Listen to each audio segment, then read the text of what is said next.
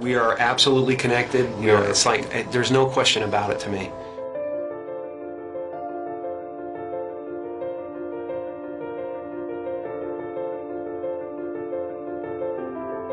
There's no separation. That's been physically proven by science. I think everybody's looking for something that they already have.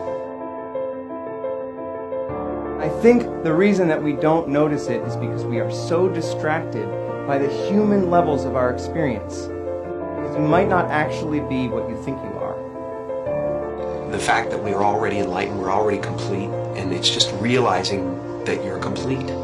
So everything we do to each other, or everything we see in each other, is us seeing ourselves. And yet the one thing that remains is this feeling of existence. I'm not a human being that has consciousness.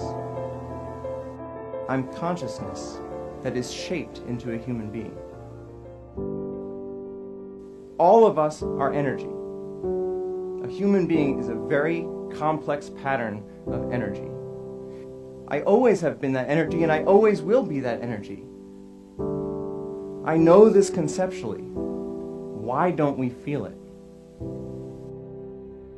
And just like an ocean is water in motion, we can call a certain part of that ocean a wave, but it gives us the illusion that the wave is a separate entity in the ocean.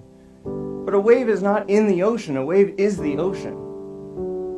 And similarly, we might not be waves. Maybe we're the ocean. Maybe all of us are energy, and we can realize that directly. All suffering is based on the illusory separation that there's an individual in the environment, that there's a person that has to survive, that this specific collection of 1,000 trillion atoms has to hold itself together. But if I realize directly that I am energy, and I realize that the body and the mind are a temporary manifestation of that energy, then I can fully accept the death of the body and mind as something that does not happen to me, because I was always energy and I always will be.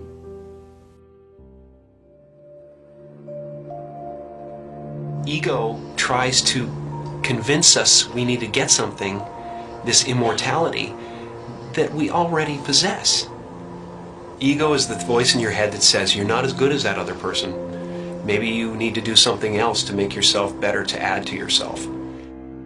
You know, and that's what it constantly is doing. It's trying to keep you from being you and me right now, loving this and loving this life.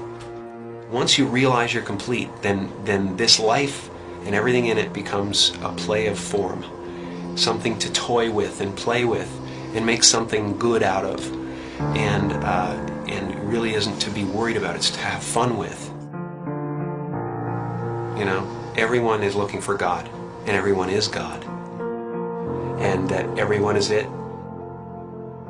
It's just now, what do you want to do? And once you realize that, then there's nothing you need. It's just play. You know, nothing you do is going to add anything to you. Right. And nothing you do is going to take anything away from you. So there really is nothing to do except play. And so the only moment that mattered to us was right now. I think this experience is so important and powerful that every religious tradition at its core has been trying to convince us of its importance. And if it's true, if the true end of all human psychological suffering is actually possible, it is the most important thing science could be studying. Maybe it's possible that within our lifetimes we could actually eradicate human suffering. And what would the world look like then if every single one of us felt complete, felt whole, and felt interconnected? When you let go of individual survival, all of your priorities change because you actually see the entire world as your body. You see the suffering of others as your own suffering, and you want to help.